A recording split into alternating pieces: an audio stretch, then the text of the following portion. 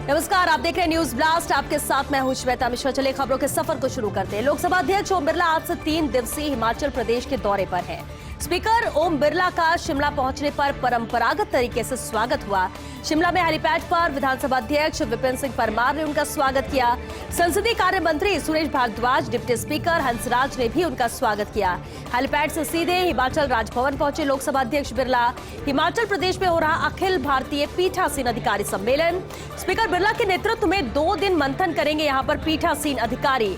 और शिमला पहुंचने पर शानदार स्वागत लोकसभा अध्यक्ष ओम बिरला का किया गया। 3 दिवसीय हिमाचल प्रदेश के दौरे पर रहेंगे ओम बिरला।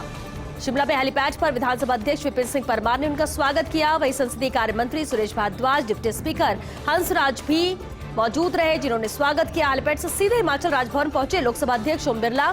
हिमाचल प्रदेश में अखिल भारतीय पीठासीन अधिकारी सम्मेलन हो रहा है। स्पीकर बिरला के नेतृत्व में 2 दिन मंथन करेंगे पीठासीन अधिकारी।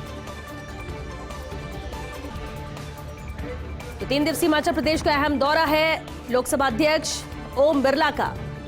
3 दिनों तक हिमाचल प्रदेश में रहेंगे। 2 दिन बेहद अहम मंथन यहां पर चलेगा। परंपरागत तरीके से स्वागत शिमला में हुआ स्पीकर ओम बिरला का।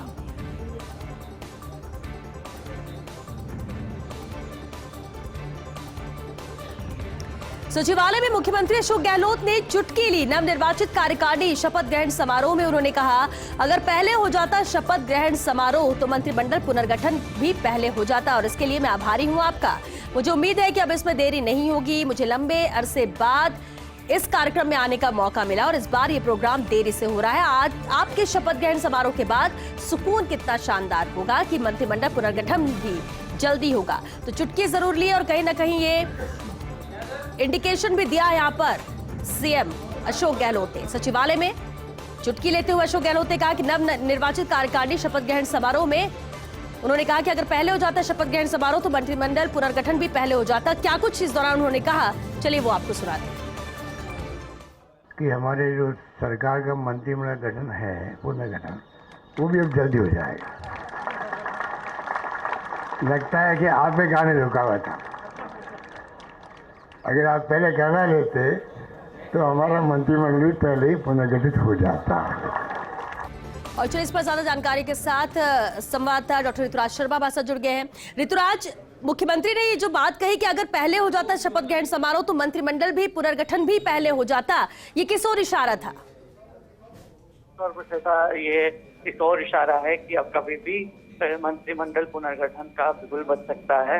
और जो आज कैबिनेट और मंत्रिपरिषद की बैठक हो रही है, इसको लेकर भी तमाम तरह की चर्चाएं अब तेज हो गई हैं, क्योंकि पावर गैलरी सचिवालय में उन्होंने ये बात कही है और चुटकी लेते हुए जो इशारा है और साफ शब्दों में इशारा किया है। तो ऐसे में तरह तरह की चर्चाएं हो रही हैं और यह भी साफ है कि जो भी पुनर्गठन होगा वह खुद मुख्यमंत्री के जितना वो पुनर्गठन जैसा करना चाहते हैं, जिस संतुलन को कायम रखना चाहते हैं उस अनुसार होगा। यह इसका भी इशारा है, क्योंकि उन्होंने बहुत ही साफ गोई से ये बात कही है। साथ ही उन्होंने बहुत चुटकी भरे अंदाज में ये बात कही है। इससे साफ जाहिर होता है कि बहुत संभव है बहुत जल्द ही मंत्रिमंडल पुनर्गठन का स्वरूप देखने को मिले। जी, बहुत शुक्रिया ऋतुराज शर्मा आपका इस पूरी जानकारी के लिए। तो सचिवालय में मुख्यमंत्री अशोक गहलोत ने चुटकी लेते हुए ये बात कही। नवनिर्वाचित कार्यकारिणी शपथ ग्रहण समारोह में वो शामिल हुए। इस दौरान उन्होंने कहा कि अगर पहले हो जाता शपथ ग्रहण समारोह तो मंत्रिमंडल पुनर्गठन भी पहले हो जाता। साफ तौर पर नजर आता है इशारा इसी होने कि अब ज्यादा इंतजार नहीं है, इंतजार अब खत्म होने वाला है। जल्द ही मंत्रिमंडल विस्तार फेरबदल होने जा रहा है और ये इशारा मुख्यमंत्री की इस बात से जरूर नजर आता है। हालांकि उन्होंने कहा कि इसके लिए मैं आभारी हूं आप सभी का कि ये शपथ ग्रहण समारोह हुआ। मुझे लंबे अरसे बाद इस कार्यक्रम में आने का मौका मिला है और इस बार ये प्रोग्राम देरी से हो रहा है। आपके इस शपथ ग्रहण समारोह के बाद सुकून कितना शानदार होगा कि मंत्रिमंडल पुनर्गठन भी जल्द ही होगा। ये अहम बात इस कार्यक्रम के दौरान मुख्यमंत्री अशोक गहलोत ने कही। सचिवालय में यह अहम कार्यक्रम शामिल हुए मुख्यमंत्री और इस दौरान उन्होंने अपने संबोधन में चुटकी लेते हुए ये बात कही कि इंतजार आपके शपथ ग्रहण का ही था। शपथ ग्रहण आपका देरी से हुआ, अगर ये पहले हो जाता तो मंत्रिमंडल पुनर्गठन भी पहले हो जाता। यानी कि अब अगर शपथ ग्रहण हो चुका है तो अब जल्द ही मंत्रिमंडल पुनर्गठन भी हो जाएगा और कई अहम बातों का जिक्र उन्होंने किया संबोधन के दौरान, चुटकी लेते हुए ही सही, मुस्कुराते हुए सही, लेकिन ये बात मुख्यमंत्री अशोक गहलोत ने कही। न्यूज रूम से इस वक्त संवाददाता नरेश शर्मा हमारे साथ जुड़ चुके हैं। नरेश, ये जो अहम बात मुख्यमंत्री ने कही, चुटकी लेते हुए कही, और ये एक बात ये कि समारोह के बाद उन्होंने कहा कि सुकून कितना शानदार होगा इस शपथ ग्रहण समारोह के बाद कि मंत्रिमंडल पुनर्गठन भी जल्दी होगा। इशारा साफ है। विजेंद्र, माफ कीजिए श्वेता, देखिए आप इसको ऐसे समझिए, चुटकी नहीं है, ये साफ संकेत है। आज अगर दो मुख्यमंत्री के अगर हम भाषण सुने, सुबह बिरला ऑडिटोरियम के और अभी का सचिवालय का, सुबह उन्होंने जो है गोविंद सिंह डोटासरा के बयान को लेके कहा था कि लगता है कि उन्होंने अपना विदाई भाषण दिया है। यानी उसमें भी ये संकेत था कि अब जब भविष्य में मंत्रिमंडल पुनर्गठन होगा तो उसमें क्या होने वाला है। और सचिवालय में जो अभी उन्होंने ताज़ा जो बयान दिया है, जिसके बाद प्रदेश की राजनीति अचानक से उसमें हलचल हो गई है, इसमें उन्होंने साफ कहा, क्योंकि देखिए मुख्यमंत्री जब बयान देते हैं कि तो कोई न कोई ऐसा संदर्भ लाते हैं, लेकिन उन पर अपनी बात कह जाते हैं। और जिस तरह से प्रदेश में लगातार ये चर्चा चल रही है कि कब मंत्रिमंडल पुनर्गठन होगा, तो आज मुख्यमंत्री ने साफ कह दिया है कि जल्द मंत्रिमंडल पुनर्गठन होगा। और दूसरी महत्वपूर्ण बात इसलिए भी इसको जोड़ के देखते हैं, कुछ देर बाद मुख्यमंत्री आवास पर मंत्रिपरिषद की बैठक होनी है और कैबिनेट की बैठक होनी है, तो संभावना इस बात की है कि क्या उसके बारे में आज फैसला कर लिया जाएगा क्या। क्योंकि भले ही जो सचिवालय का जो शपथ ग्रहण था उसका संदर्भ दिया था कि अगर आपका जो शपथ ग्रहण पहले होता तो शायद मंत्रिमंडल पुनर्गठन भी पहले हो जाता, और चूंकि अब आपका शपथ ग्रहण अब हुआ है तो जल्दी हमारा भी शपथ ग्रहण या पुनर्गठन हो जाएगा। यानी साफ संकेत है कि किसी भी समय इस बात की तारीख की भी जो ऐलान है वो हो सकते हैं कि मंत्रिमंडल का पुनर्गठन कब होना है। तो साफ संकेत है जल्द ही अब वो इंतजार खत्म होगा उन विधायकों का जो लंबे समय से इंतजार में थे कि कब मंत्रिमंडल पुनर्गठन होगा और कब उनको मौका मिल सकता है। और साथ में एक महत्वपूर्ण बात है कि मुख्यमंत्री ने जो शब्द इस्तेमाल किया है श्वेता, वो किया है पुनर्गठन का, यानी विस्तार नहीं होगा, पुनर्गठन होगा, पूरा चेहरा बदला जा सकता है। जो कई मंत्री है वो बाहर हो सकते हैं, नए चेहरों को मौका मिल सकता है। तो चूंकि अब तक आपने देखा होगा कि चाहे दिल्ली दौरे हो, चाहे और कई ऐसे कई मौके आए थे, तब मुख्यमंत्री ने मंत्रिमंडल पुनर्गठन को लेके किसी तरह की बात नहीं की थी। लेकिन आज पहली बार खुद मुख्यमंत्री अशोक गहलोत ने इसके साफ संकेत दिए हैं, इस पर शब्दों में कहा है कि जल्द ही प्रदेश में मंत्रिमंडल पुनर्गठन होगा। तो अब मान के चलिए कि इसका होमवर्क हो चुका है, तैयारियां अंदर खाने चल रही है। बस एक औपचारिक जो राजभवन जाकर और राज्यपाल से कहना, उनसे समय लेना, शायद अब सिर्फ उसी का इंतजार है। बाकी मुख्यमंत्री के स्तर पर, आला कमान के स्तर पर पूरा होमवर्क हो चुका है। बिल्कुल नरेश, वो कह सकते हैं कि सीएम के इस बात के साथ ही काउंटडाउन अब शुरू हो चुका है मंत्रिमंडल पुनर्गठन का, जिस तरह से सीएम ने आज ये बात कही। बहुत शुक्रिया नरेश आपका इस पूरी बातचीत के लिए। बढ़ते आगे, हिमाचल प्रदेश के दौरे पर लोकसभा अध्यक्ष ओम बिरला हैं। शिमला राजभवन पहुंचे हैं लोकसभा अध्यक्ष ओम बिरला। राजभवन में राज्यपाल राजेंद्र विश्वनाथ आर्लेकर से उनकी भेंट हुई। 82वें पीठासीन अधिकारी सम्मेलन में भाग लेने शिमला पहुंचे स्पीकर बिरला। पीठासीन अधिकारी सम्मेलन को पूरे 100 वर्ष हुए हैं। शिमला में 1921 में प्रारंभ हुआ था पीठासीन अधिकारी सम्मेलन। सम्मेलन के 100 वर्ष पूरे होने पर एक बार फिर शिमला में एकत्रित हो रहे हैं सभी पीठासीन अधिकारी। ये 2 दिन बेहद अहम रहने वाले हैं, लेकिन इतना जरूर तय है कि 100 साल पूरे हो रहे हैं। 1921 में पहली बैठक हुई थी, पीठासीन अधिकारियों की शुरुआत हुई थी और वो भी शिमला में हुई थी, और ये 100 साल पूरे होने पर भी शिमला में ही यह आयोजन रखा गया है। राजभवन पहुंचे लोकसभा अध्यक्ष ओम बिरला। राजभवन में राज्यपाल राजेंद्र विश्वनाथ आर्लेकर से उनकी भेंट हुई है। 82वें पीठासीन अधिकारी सम्मेलन में भाग लेने ही शिमला पहुंचे हैं स्पीकर ओम बिरला। पीठासीन अधिकारी सम्मेलन को पूरे 100 साल हो चुके हैं। शिमला में 1921 में ये पीठासीन अधिकारी सम्मेलन प्रारंभ हुआ था। सम्मेलन में 100 वर्ष पूरे होने पर एक बार फिर शिमला में ही एकत्रित हो रहे हैं सभी पीठासीन अधिकारी। परिवहन विभाग के अच्छे काम से गदगद मुख्यमंत्री गहलोत। परिवहन विभाग के कार्यालयों के लोकार्पण कार्यक्रम में उन्होंने तारीफ की।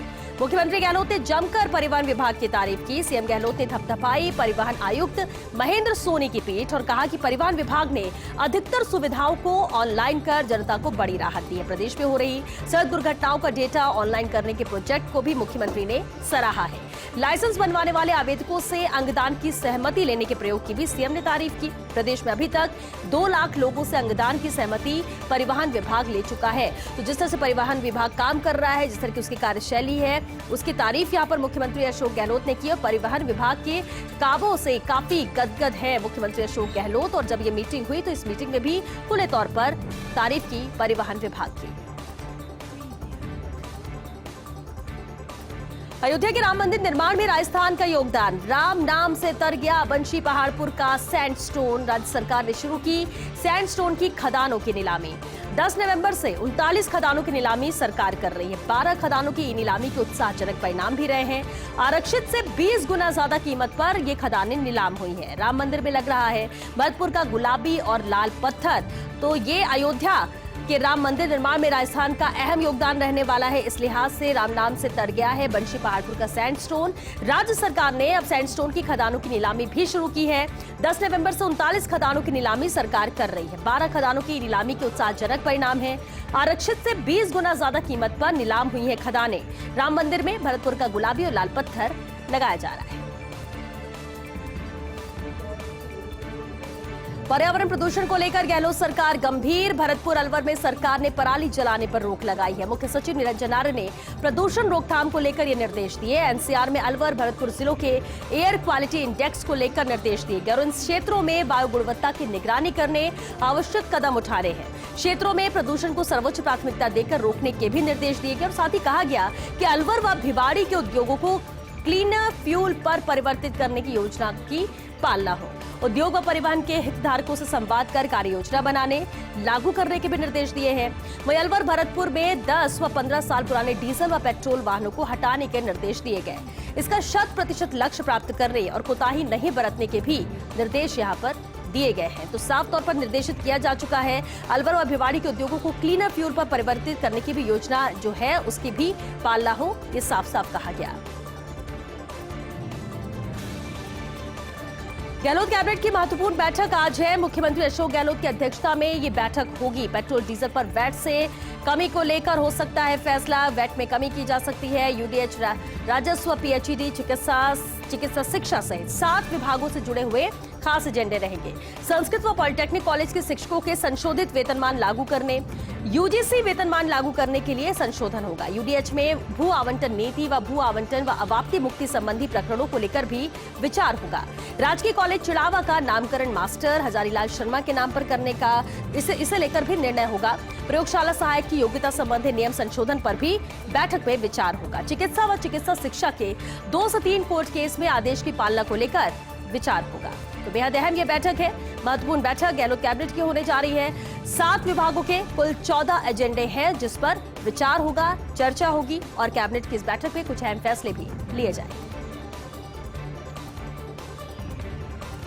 पशुपालकों के लिए पुष्कर मेले की रंगत फीकी है। पुष्कर मेले में ऊंट पालकों के लिए निराशाजनक माहौल है। ऊंट के एक्सपोर्ट बिक्री पर रोक से व्यापार भी ठप है। कोविड महामारी के कारण पुष्कर में 2 साल बाद ये मेला लगा है। दूर दूर से ऊंट लेकर मेले में पहुंचते हैं पशुपालक। इस बार ज्यादातर लोग खाली हाथ लौटने के लिए मजबूर हैं। ज्यादातर रायका और रेबारी जाति के लोग पालते हैं ऊंट और ऊंट पालकों के लिए सचमुच बेहद निराशाजनक समय ये नजर आ रहा है जिस तरह से स्थितियां अभी हैं। तो पशुपालकों के लिए पुष्कर मेले की रंगत भी फीकी नजर आती है। पुष्कर मेले में ऊंट पालकों को निराशाजनक इनके लिए माहौल नजर आता है। ऊंटों के एक्सपोर्ट बिक्री पर रोक से व्यापार भी कहीं न कहीं ठप है। कोविड महामारी के कारण पुष्कर में 2 साल बाद ये मेला लगा है। राजधानी में बदल गया है तिब्बती बाजार का पता। खुले मैदान में नहीं बल्कि शानदार मार्केट में लगेगा तिब्बती बाजार। कल से मानसरोवर के झूलेलाल मार्केट में तिब्बती बाजार शुरू होगा। कल शाम को यूडीएच मंत्री शांति धारीवाल मार्केट का शुभारंभ करेंगे। 13 साल से बेकार और अनुपयोगी पड़ा झूलेलाल मार्केट अब गुलजार होगा। झूलेलाल मार्केट की सभी 450 दुकानों का निस्तारण किया गया है। हाउसिंग बोर्ड ने 266 दुकानों का आवंटन किया। तिब्बती शरणार्थियों को दुकानों के आवंटन से हाउसिंग बोर्ड को मिला है 22 करोड़ रुपए का राजस्व। Housing board commissioner Pawan Arora के प्रयासों से झूलेलाल मार्केट को नई पहचान मिलेगी। मार्केट में बाजार शुरू करने को लेकर तिब्बती व्यवसायियों में भी खासा उत्साह नजर आ रहा है। कल यूडीएच मंत्री शांति धारीवाल इसका शुभारंभ करने जा रहे हैं। एआईएमआईएम चीफ असदुद्दीन ओवैसी के बयान पर मंत्री शाले मोहम्मद का पलटवार। कहा राजस्थान में ओवैसी की पार नहीं पड़ेगी। जनता सब जानती है ओवैसी की पार्टी बीजेपी की बी पार्टी है। ओवैसी मुस्लिमों को नहीं बल्कि बीजेपी को फायदा पहुंचाना चाहते हैं। पश्चिम बंगाल, बिहार और मुंबई की जनता ओवैसी को जवाब दे चुकी है। देश का मुसलमान समझ चुका है कि ओवैसी किसके एजेंडे पर काम कर रहे हैं। प्रदेश के मुस्लिम कांग्रेस के साथ थे और रहेंगे। कांग्रेस के विधायकों को शोपीस कहने वाले खुद दूसरों के हाथ की कठपुतली यहाँ पर बने हुए हैं। तो AIMIM से असदुद्दीन ओवैसी ने जिस तरह से ऐलान किया है कि वो राजस्थान में चुनाव लड़ेंगे, इसे लेकर मंत्री शाले मोहम्मद ने पलटवार किया और कहा कि राजस्थान में ओवैसी की पार नहीं पड़ेगी। जनता सब जानती है ओवैसी की पार्टी बीजेपी की बी टीम है।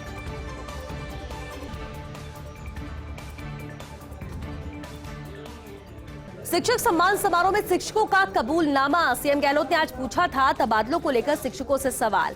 गहलोत ने कहा, हम सुनते हैं कि तबादले के लिए कई बार पैसे खिलाने पड़ते हैं। पता नहीं, आप बताइए सही है या नहीं, मुझे नहीं मालूम।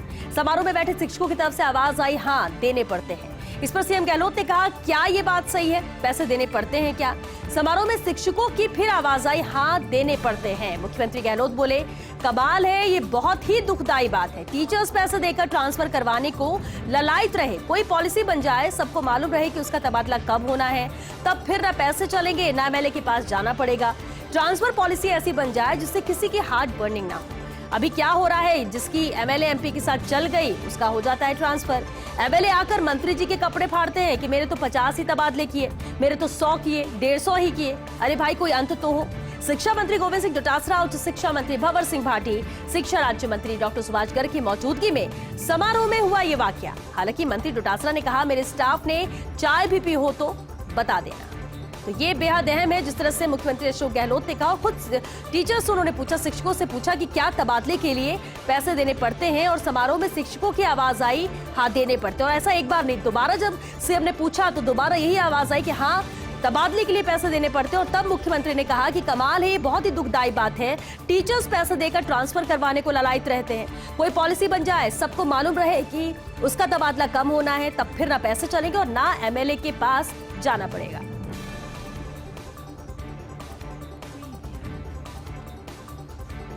बढ़ते आगे, जयपुर एयरपोर्ट पर कस्टम्स की कार्रवाई। इंटेलिजेंस की सूचना के आधार पर विमान में जांच की गई थी। एयर इंडिया की फ्लाइट AI 942 में बरामद किया गया सोना फ्लाइट के रात 1 बजे जयपुर पहुंचने पर यह जांच की गई। एक यात्री की सीट के कुशन में से 2 सोने के बार बरामद हुए। 1500.10 ग्राम वजन के बार का बाजार मूल्य है 75,90,506 रुपए। यात्री को पकड़कर पिछली घटनाओं को लेकर अब पूछताछ चल रही है। यात्री दुबई से जयपुर आया था, आगमन के एयर टिकट के बदले वो सोना लाया। यात्री ने बताया कि एयर इंडिया का कोई स्टाफ निकालने वाला था सीट में से सोना। अब यात्री व एयर इंडिया के ग्राउंड स्टाफ से पूछताछ भी चल रही है। एयर इंडिया के 4 स्टाफ सदस्य शक के घेरे में हैं।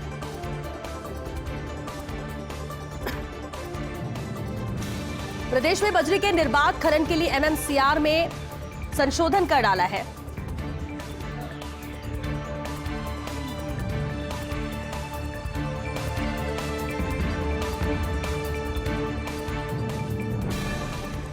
ताकि नहीं हो बजरी खनन में कोई अड़चन। सुप्रीम कोर्ट की अनुमति के बाद खान महकमे में वैध बजरी को लेकर भागम भाग है। LOI की अवधि 13 महीने से सीधे 68 महीने के लिए बढ़ाई गई। अब पुरानी लीजों में 13 महीने 5 दिन खनन हो सकेगा। 55 महीने की अवधि में निरस्त LOI फिर पुनर्जीवित हो उठेगी। संशोधन नहीं करने की स्थिति में पुराने बजरी LOI निरस्त हो चुकी थी। अब संशोधन के बाद अवधि बढ़ने से इसमें खनन हो सकेगा। तो प्रदेश में बजरी के निर्बाध खनन के लिए MMCR में संशोधन किया गया है।